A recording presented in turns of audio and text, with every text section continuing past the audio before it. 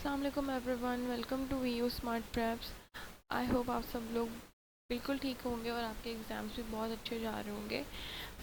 मैंने एक वीडियो बनाई थी जिसमें CS 606 का मैंने मिड टर्म पेपर शेयर किया था और आप लोग का काफ़ी अच्छा रिस्पॉन्स भी आया था उस पर। मैंने सोचा क्यों ना एक और वीडियो बनाई जाए और आप लोगों के साथ एक और एग्ज़ाम अपना शेयर किया जाए, ताकि स्टूडेंट्स की थोड़ी हेल्प हो जाए और उनको समझ आ जाए कि करंट पेपर किस तरह से आ रहा है।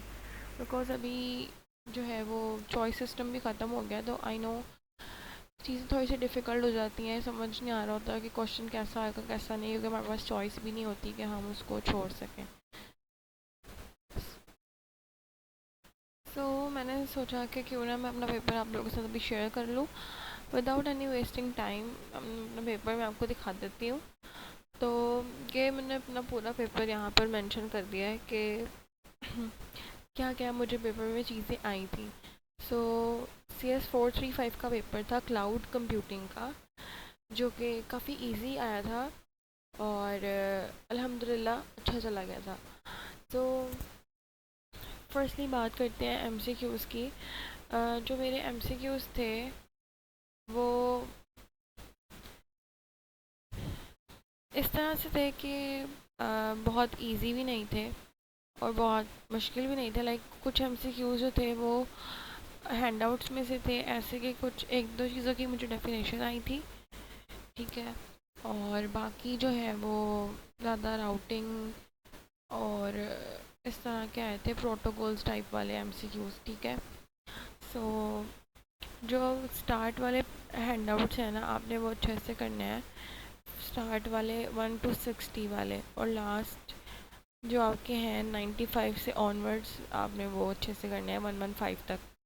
सो मुझे ये चीज़ आई थी। उसके बाद क्या आया था कि शॉर्ट क्वेश्चंस की बात कर ली जाए तो शॉर्ट क्वेश्चन में मुझे एक क्वेश्चन था कि मैंने दो एग्जांपल्स बतानी थी सॉफ्टवेयर एज अ सर्विस की, ठीक है। तो आप कोई सी भी दो एग्जांपल्स लिख सकते हैं, ठीक है, जो हैंडआउट्स में वो लिख दें, चाहे आप इंटरनेट से लिख लें। तो मैंने जो दो लिखी थी, मैंने एक लिखी थी कि गूगल डॉक्यूमेंट की और एक जीमेल की, ठीक है, और उसको थोड़ा सा एक्सप्लेन कर दें अगर आप करना चाहते हैं।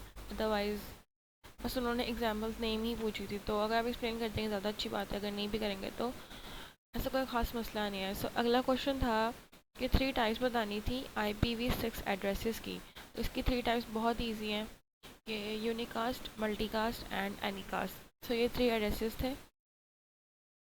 Moving to the long question, मेरे पास एक पहला लॉन्ग क्वेश्चन आया था जिसमें उन्होंने कहा था कि क्लाउड डिप्लॉयमेंट मॉडल, इसके आपने नाम लिखने, उन्होंने पहले लिखा हुआ था, थोड़ा सा सीन टाइम बताया हुआ था, वो मतलब कंफ्यूज करने के लिए थोड़ा सा। और फिर उन्होंने मेन बात एंड पे लिख दी थी कि जी you are required to write cloud deployment model name.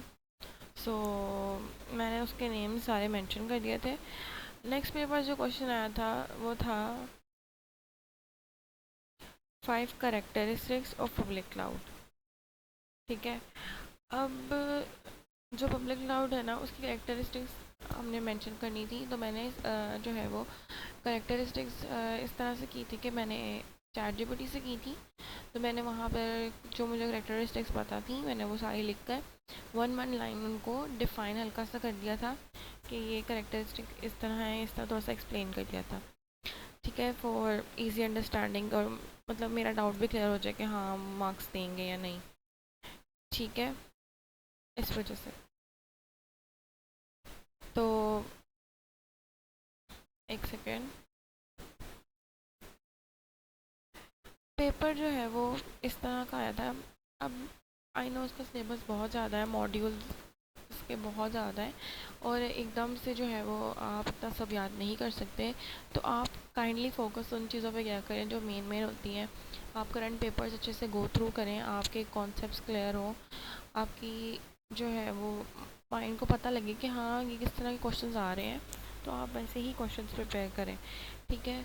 और हर चीज़ करने की ज़रूरत नहीं है, क्योंकि मॉड्यूल्स बहुत ज़्यादा होते हैं। आप हर चीज़ घुसाते रहेंगे, आपके माइंड से जितना आप घुसाएंगे, आपने जो पहले रखा होगा वो सारा निकलता रहेगा, तो फ़ायदा कोई नहीं है। जो स्टूडेंट्स एग्ज़ाम्स के ड्यूरेशन में ही प्रिपरेशन करते हैं, सो ये उनके लिए कि आप लोग जो है वो सिर्फ इम्पॉर्टेंट चीज़ों पे ग्रिप करें। अब ऑफ कोर्स मैंने भी पहले प्रिपरेशन नहीं की थी, लेकिन जब मैंने प्रिपरेशन स्टार्ट की थी, तो मैंने अपना मेन चीज़ यही रखी थी कि पहले मैंने अपने सारे जो मुझे करंट पेपर्स पता थे, जो मैंने सेव किए हुए थे, तो वो सब मैंने अच्छे से जो है वो एक पेज पे नोट डाउन कर दिए थे सब क्वेश्चंस। उसके बाद जो है वो मैंने कुछ सब्जेक्टिव वीडियोस देखी थी। तो आप लोग भी जो है वो इस तरह कर सकते हैं कि आप लोग करंट पेपर पे अच्छे से फोकस करें बस। और जो कुछ कुछ क्वेश्चंस हैं, टाइप्स हो गई या फिर करेक्टरिस्टिक्स वगैरह, एडवांटेजेस हो गए और स्टेट्स हो गई, ठीक है, और मॉडल के नेम, सर्विसेज के नेम, इस तरह की जो चीज़ें हैं ये आ सकती हैं। सिनेरियो बेस्ड भी क्वेश्चन आ सकते हैं आपको। तो आप लोगों ने हर तरह की चीज़ों पे ग्रिप रखनी है। ये जो मेन मेन चीज़ें हैं मैंने आपको बोली हैं, आपने ये लाजमी करनी है। उसके अलावा जो एमसीक्यूज़ हैं, एमसीक्यूज़ की मुझे जो है वो ऐसा लग रहा था कि ज़्यादातर वो कॉन्सेप्ट बेस ही आया है। सो क्योंकि मैंने फाइल नहीं की थी, मैंने वीडियो ही चेक की थी एक, तो उसमें जो है वो उसमें से मुझे क्वेश्चन नहीं आया था, ठीक है। तो इसलिए मुझे ये चीज़ हुई कि हाँ, हैंड आउट में से ही आ रहे हैं बस। तो आप लोगों ने भी जो है वो एमसीक्यूज़ अपने हैंड आउट से ही करने हैं अच्छे से, ठीक है। और मतलब एमसीक्यूज़ में ना आप लोग इस तरह क्या करें कि जब आप एमसीक्यू सॉल्व करते हैं, तो आपने क्या करना है कि जब आप ऑप्शंस देखते हैं ना, तो ऑप्शंस में सॉरी तो ऑप्शंस में हमने क्या करना है, पहले रॉन्ग जो है ना उनको माइंड में रखना है, ठीक है। उसके बाद चूज़ करें जो रह जाएं, ठीक है। सॉरी, मैं ना एक हाथ से टाइप कर रही हूँ, तो दैट्स वाई मुझे प्रॉब्लम हो रही है।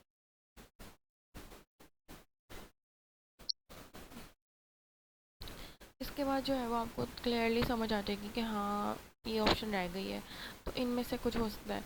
फिर जिस पे आपको ज़्यादा लगे कि हाँ ये हो सकता है, तो वो चूज़ कर लें आप, ठीक है। ये मैं आपको एमसीक्यूज़ के लिए बता रही हूँ कि आप एमसीक्यूज़ में ऐसा कर सकते हैं,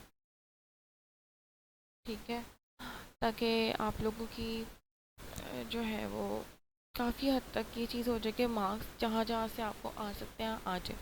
मैं तो ऐसा ही ट्रिक लगाती हूँ कि जो रॉन्ग ऑप्शंस होते हैं मैं पहले वो माइंड में रखती हूँ कि यार ये तो बिल्कुल ही नहीं हो सकते ना, बिल्कुल आउट ऑफ द बॉक्स आए हुए हैं, ठीक है। तो पहले मैं उनको वहाँ से रिमूव कर देती हूँ कि हाँ ठीक है ये नहीं है। तो उसके बाद जो मुझे डाउट जिन पे होता है, तो मैं उन पे ज़्यादा देखती हूँ। फिर उसके बाद जो मुझे लगता है कि हाँ ये हो सकता है, देन मैं वो करती हूँ। इसी तरह आपने लॉन्ग क्वेश्चन, शॉर्ट क्वेश्चन बहुत अच्छे से प्रिपेयर करना है। बहुत ही ईजी पेपर होगा इंशाल्लाह, और आप लोग जो है वो बहुत अच्छे से उसको अटैम्प्ट भी कर सकेंगे। बस बार बार रिवाइज़ करें ये क्वेश्चन, क्योंकि भूल जाते हैं, करेक्टरिस्टिक्स वगैरह, एडवांटेजेस थोड़ी मिक्स हो जाती हैं। तो आप ज़्यादा से ज़्यादा रिवीजन पे फोकस करें और मेन मेन क्वेश्चंस को माइंड में रखें, ठीक है। So best of luck for your exams. I hope आप लोग को वीडियो बहुत अच्छी लगी होगी। सो प्लीज़ कमेंट करना लाजमी जो है वो मत सॉरी कमेंट करना ना भूलिएगा, और मुझे लाजमी बताइएगा कि आप लोगों को नेक्स्ट कौन कौन सा क्वेश्चन पेपर चाहिए। सो मैं आप लोगों के साथ ज़रूर शेयर करूँगी, ठीक है। Best of luck for your mid terms and see you in the next video. अल्लाह हाफिज़।